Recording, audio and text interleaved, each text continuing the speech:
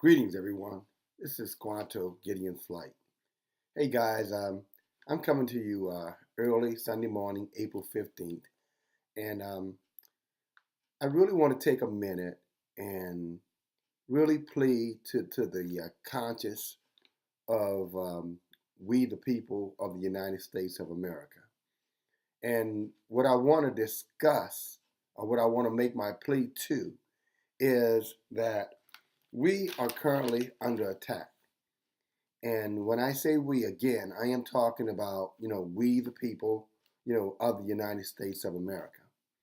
When you look at what happened this past weekend with the attack on Syria, there is no way that, you know, our president, and I'm going to say our president because I am a citizen, we all are, and regardless of whether or not we voted for, Mr. Trump or not, he is the president of the United States, and the United States, you know, is supposed to be the, I guess, for lack of a better comparative word, the United States is supposed to mean her citizens. So when you hear the word United States, we shouldn't be detaching it from, every single natural born citizen or citizen of this country.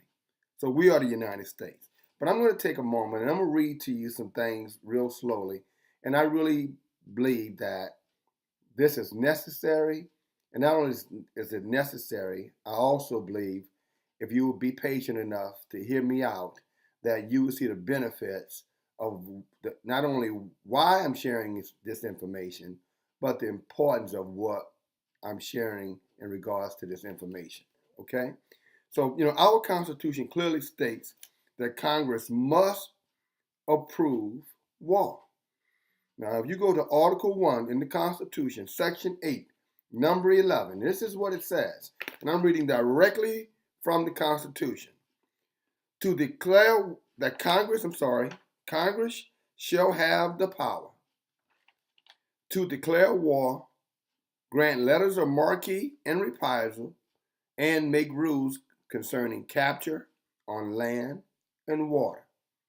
Again, check it for yourself. Article 1, Section 8 tells you the powers of the Congress. If the Congress is stripped of their power, then we're wasting taxpayer dollars because we don't need them.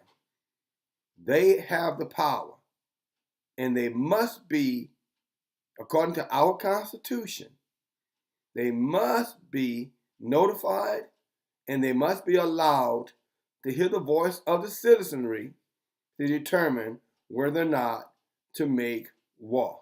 That did not happen, guys. Matter of fact, it was really disappointing because not only did it not happen, but it appears that they waited, on the weekend, the wee early mornings, of a Saturday morning to do it when there was no Congress. Congress, I'm sure most congressmen were probably, if they don't live in D.C., they probably were home, attending their business. But that's first and foremost. The next thing is why I call this an attack on us, why we are under attack. This is the first steps of martial law. I'm telling you. And I say this because, when they use the comment that they're using the term, if you go out and you look at the mass media, it's talking about Great Britain, France, United States, and how they marshaled themselves together to take this action. And when you hear them using words marshaled, it sounds, very, very strange in terms. And I'm saying to you is that what they're doing is waiting to see if we, the people, are going to speak out and say something. I think it's a dry run. I think they're testing, our temperament. I think they're testing our resolve to stay an independent, nation. And what I mean by independent nation, a nation that's not ran by the elites. That is the very reason this nation was established, is why we fought the British to declare our independence, because we did not want elites, telling hardworking men and women how to live their lives and how they were gonna prosper. In other words, we were not gonna continue to be treated as slaves, as on a continent that for the most part, you know, the colonists, you know, along with the native born here, were doing all the heavy lifting, and the elite was sitting somewhere else reaping the benefits of all of that work. The next thing here, and I'll try to get through this really fast, but we have to speak out. We have to take action. You know, Syria, again, is being accused, you know, without facts, is totally unjust. Totally unjust. You know, whether they did it or not, okay, that was to be determined. But that's no more different than someone coming up to you without, you know, proper investigation, without facts, you know, as the old saying going, no motive, no crime, but just came to you and said, you know what, you know, Dale, you know, I think you broke into my home. And because I think you broke into my home, because you fit the description, I'm going to take and arrest Dale, or Dale, we're going to arrest you, and we're going to put you in jail, you know, for the rest of your life, for robbery, without any facts, just speculation, total speculation. All right, and you know, just because we have the advantage, just because we have the power to do something, does not mean we're supposed to do it.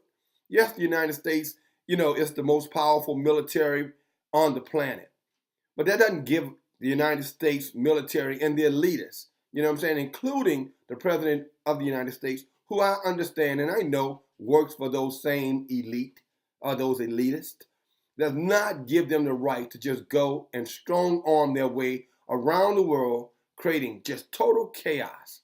Is wrong. And as again, you know, I always like to personalize things, and I think you should too. How would you like that if the guy next door was bigger and badder than you, came over if you were married and said, you know what, I think your wife looks a little bit better than mine, so I'm gonna come in, I'm taking yours, and you know what? If you don't like it, that's your problem. Oh, I'll just beat you to smithereens and beat the crap out of you, and then you'll go home, and you know your children will cry, but they'll say, "Oh, I guess we're gonna have a new mama soon, right?" Because okay, I digress. Next, you know, saying that chlorine gas was found there in that environment. You follow me? And we know that you know in the past, excuse me, we know in the past that these type of situations have been staged. And again, chlorine, you can find chlorine in your pool water out there.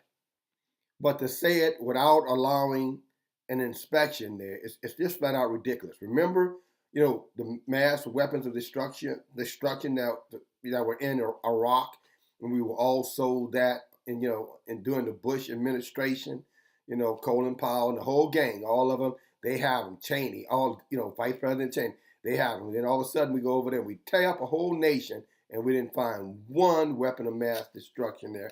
And Iraq today is still in chaos behind something that was done almost 2 decades ago. All right? So we know we just can't go off of what someone says. And then, you know, telling everyone that the attacks were focused. You know, that's enough to make me laugh. It was focused. You know what I'm saying? So, you know, we just focus. We just hit the right spots, you know, at the right time. You know what I'm saying? Again, let me give you another, you know, analogy. It's like someone, you know, some vicious animal who beats his wife, and then when the police come to arrest him, he said, "Yeah, well, I really beat the crap out of her, but I didn't break any of her bones. See, so I'm not that bad, right? Really, you know." This country has, this world has always had its dictators.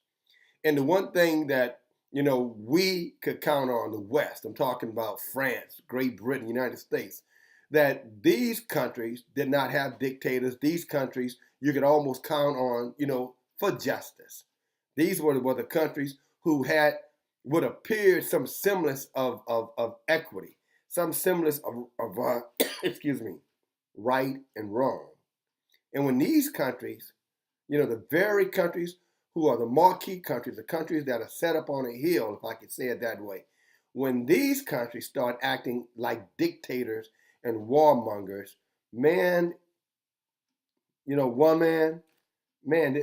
that's a sign of the times, and even worse, it's the sign of what is to come. Again, if we just stand on the side and stay quiet and go about our business, acting as though, this means absolutely nothing. Why not violate other people's, sovereignty? Why not just let, the governments or the head of every government just do whatever they want to do without any type of accountability? Just let them, unmask their hostilities on anyone who they feel that justly reserves their wrath, at the expense of the citizens. Because after all, we're paying for these weapons. You and I, every taxpayer in this country, we're paying for those weapons, those bombs, those missiles that they're shooting all over the world, and in this particular case, shot in Syria. You paid for it. So if you don't have enough money for bread, you don't have enough money to buy a car, you don't have enough money, to go on vacation, that's probably why, because they're stealing it through your taxes. And I'm going to call it stealing in this instance if they're going to take that money and misappropriate the use of that money. They're stealing that money to go out and kill and dominate and take advantage of sovereign countries all over this world in the name of democracy, which really is a code word. Is in the name of dominance. But when the so-called, again, free nations, do it, it signals that the citizens, have no friends anywhere. And a couple other things here.